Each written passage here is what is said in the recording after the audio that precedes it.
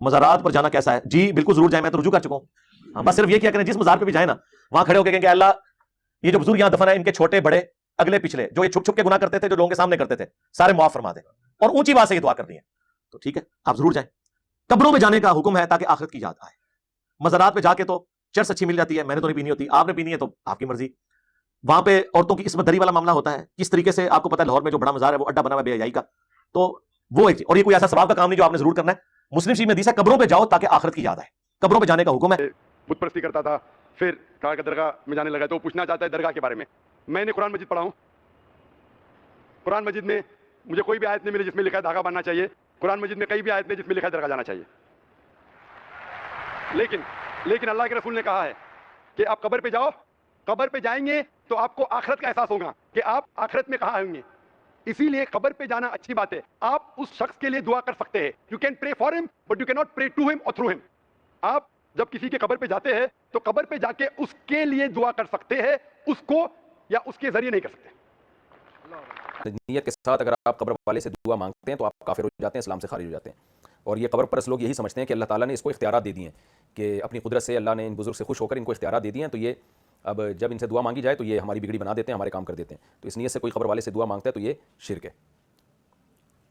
تو اچھا، اسی طرح کا ایک اور سوال کسی نے پوچھا ہے، کیا مزاروں پہ جانا، پریشانی کے وقت مزار پہ جانا، گھر میں کوئی بھی پریشانی ہوتی ہے تو ہم مولانا کے پاس یا مزاروں میں جاتے ہیں اور وہ تعویذ دیتے ہیں، تو کیا کسی بڑی پریشانی میں ان کے پاس جانا صحیح ہے؟ بشرا صاحب انڈیا سے. بالکل صحیح نہیں ہے، حرام ہے. قبر پہ جانا، مزار پہ جانا پریشانیوں میں کبیرہ گناہ ہے. مسجد میں آئیں یا گھر میں مصلی جو خواتین کا ہوتا ہے وہاں اللہ سے 2 رکعت پڑھ کے دعا مانگیں. باقی تعویذ گنڈے والوں کے پاس جائز ناجائز کی بحث میں نہیں پڑتا، ان سے مسائل کبھی بھی حل نہیں ہوتے، یہ خوب دماغ میں رکھیں. جو تعویذ گنڈوں میں جاتا ہے نا مولاناؤں کے پاس پریشانی میں، ساری زندگی فلیتے پلیتوں میں ہی لگا رہتا ہے. اس کا کام ہی ہوتا ہے ایک دھاگا یہاں باندھا ہوگا، ایک دھاگا یہاں پٹا باندھا ہوگا، ایک یہاں باندھا ہوگا، بس وہ اس فلیتوں میں اللہ اس کو پلیتوں میں ڈال دیتے ہیں ساری زندگی. یہ فلیتے کا لفظ میری زبان سے صحیح نہیں نکلتا، اصل لفظ ہے فتیلہ، دھاگے کو بولتے ہیں. تو اس کو ہمارے حضرت فرمایا کرتے تھے فتیلہ کو حضرت نے بنا دیا فلیتا. جتنا بگاڑو نا اس لفظ کو صحیح ہے، اور پھر فلیتے کو بنا کے ہم نے بنا دیا پلیتا. تو یہ فضول چیزیں ہوتی ہیں. اللہ کا واسطہ اپنے آپ کو ان چیزوں سے بچاؤ، کتنا ہی بڑا مولانا ہونا، لیکن اپنے آپ کو تعویذ گنڈوں سے دور رکھو. زندگی ہنسی خوشی گزرے گی آپ کی. جب پریشانی ہو 2 رکعت پڑھ کے اللہ سے دعا مانگو. اللہ کا واسطہ دے کے کہتا ہوں، روحانی ٹوپی ڈراموں سے اپنے آپ کو بچاؤ، چاہے کتنے بڑے بزرگ کے خلیفے کیوں نہ ہو. بچاؤ اپنے آپ کو اللہ کا واسطہ. ان چیزوں کی کوئی انتہا نہیں ہے، ان سے انسان کا ایمان برباد ہوتا ہے. ہوائی چیزوں میں، توہمات کی دنیا میں آتا ہے. میں جائز ناجائز کی بحث میں نہیں پڑھ رہا. کچھ کسی کا درد دل ہوتا ہے، وہ اس سے بھی انسان متاثر ہو جاتا ہے. ہمارا درد دل ہے، اللہ کا واسطہ چھوڑ دو یہ کام. ان لوگوں کے پاس مسائل کا حل نہیں ہے. مسائل کا حل اللہ کے پاس ہے. دعا مانگو 2 رکعت پڑھ کے، بس اللہ سے دعا مانگو، مسئلہ حل ہو جائے. ٹھیک ہے، نہیں ہو جائے تو صبر کرو، اور کچھ نہ کرو. چھوڑ دو یہ فتیلے پتیلے تعویذ گنڈے اور گھول کے پینا. داتا صاحب جانا شرک ہے، بس بابا صاحب جانا شرک ہے، سلطان باؤ کے مزار پہ جانا شرک ہے. میں کہا پتر کوئی نہیں بندہ اپنے پٹکیاں دے جاتا ہے، تو جیسا شیطان کا عقیدہ تھا ویسا اس کی جماعت کا ہے. اہل سنت مبارک ہو تمہیں، کیونکہ معراج کی رات میرے نبی کا جب سفر شروع ہوا تو فرمایا پہلے میرے حبیب کو لے جاؤ حضرت موسیٰ کے مزار پر. تو میں نے کہا یہ کیا ہو رہا ہے بتائیے بھائی. اگر مزارات پہ جانا منع ہوتا تو میرے نبی، اٹھائیے مسلم اور بخاری احد والا چیپٹر اٹھائیے، میرے نبی کبھی بھی ہر سال احد کے شہیدوں پہ مزاروں پر نہ جاتے. اگر مزارات پہ جانا منع ہوتا بیٹا تو میرا نبی کبھی یہ نہ کہتا کہ قبرستان جایا کرو اور جا کے السلام علیکم یا اہل القبور کہا کرو. یہ میرے نبی کبھی نہ فرماتے. یہ تم نے عقیدہ کہاں سے کھاڑیا مزاروں پر نہیں جانا؟ تم نے قرآن پڑھا، اٹھاوا 28واں پارہ. اللہ کیا فرماتا ہے؟ فرمایا قد یئسوا من الآخرۃ کما یئس الکفار من اصحاب القبور. فرمایا کئی لوگ آخرت کا ایسے انکار کرتے ہیں جیسے کافر قبروں والوں کا انکار کرتے ہیں. تو کیا کہہ رہا ہے کہ مزاروں میں جانا شرک ہے؟ جب تک یہ ولی زندہ تھے تب تک تو اسلام پھیلاتے رہے، تب تک تو دین پھیلاتے رہے، تب تک تو کافروں سے کلمہ پڑھواتے رہے.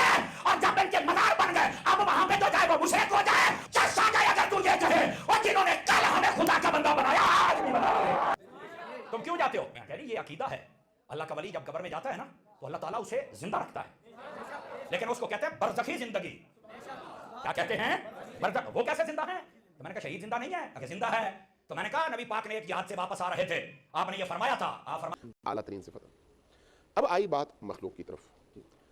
جو عام معاشرے میں رواج ہے وہ یہ ہے کہ آپ کسی ولی اللہ کی قبر پر چلے گئے، آپ کسی بزرگ اور عارف اور صوفی کی قبر پہ چلے گئے، میں آہستہ آہستہ جا رہا ہوں نا، آپ کسی صحابی کی قبر پہ چلے گئے، آپ کسی اہل بیت کے فرد کی قبر پہ چلے گئے، آپ کسی نبی کی قبر پہ چلے گئے.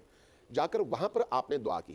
اب یہاں پر اختلاف شروع ہوتا ہے. بعض ہمارے سطحی فکر رکھنے والے حضرات کہتے ہیں یہ بھی شرک ہے. سوال یہ ہے کہ جو وہاں پر گیا وہ کس نیت سے گیا؟ انما الاعمال بالنیات ہے نا. اور کیا قبر پہ جانا ہی شرک ہے یا قبر پہ جانے کے بعد کچھ اور اعمال ہیں جو باعث شرک بن سکتے ہیں؟ قبر پہ جانے کی تو تاکید ہے، قبر پر جا کر دعا مانگنے کی تو تاکید ہے، مرحومین کے لیے دعائے خیر کرنے کی تو تاکید ہے، چاہے قبرستان میں ہو یا کہیں کسی مزار میں ہو، آپ کو جانا چاہیے، موت کو یاد کرنا چاہیے اور اس دنیا کی بے ثباتی کو یاد کرنا چاہیے، اور اس کا بہترین ذریعہ قبرستان میں جانا ہے، اور قبرستان میں جا کر دعا کر، اور نبی کریم کی سیرت بھی ہے اس میں۔ اب وہاں پر جا کر جو دعا کرنے والی بات ہے، اس دعا میں اگر آپ کسی صاحب قبر کو اللہ اور اپنے درمیان شفاعت کا ذریعہ قرار دیتے ہیں، وسیلہ قرار دیتے ہیں، اس عنوان سے کہ یہ چونکہ مجھ سے بہتر ہے، یہ چونکہ اللہ کے مقرب ہیں، اس لیے اللہ ان کی زیادہ سنے گا میری نسبت۔ حاجت روائی کی انہوں نے بات کی، میں اسی کی بات کر رہا ہوں، اسی طرف آ رہا ہوں کہ آپ اس نیت سے اگر جاتے ہیں کسی صاحب قبر کے پاس اور اللہ سے دعا کرتے ہیں اور کہتے ہیں اس صاحب قبر کے طفیل مجھے یہ عطا کر، اور صاحب قبر سے کہتے ہیں کہ اے صاحب قبر، چاہے وہ نبی ہے، ولی ہے، امام ہے، صحابی ہے، کوئی صوفی بزرگ ہے، پاکیزہ ہو، شرط یہ ہے، متقی ہو، شرط یہ ہے، اللہ کا مقرب ہو، شرط یہ ہے، آپ اگر اس سے یہ کہتے ہیں کہ آپ چونکہ عند اللہ مقام رکھتے ہیں، آپ اللہ کی بارگاہ میں میری سفارش کریں، تو یہاں پر نہ آپ نے اس کو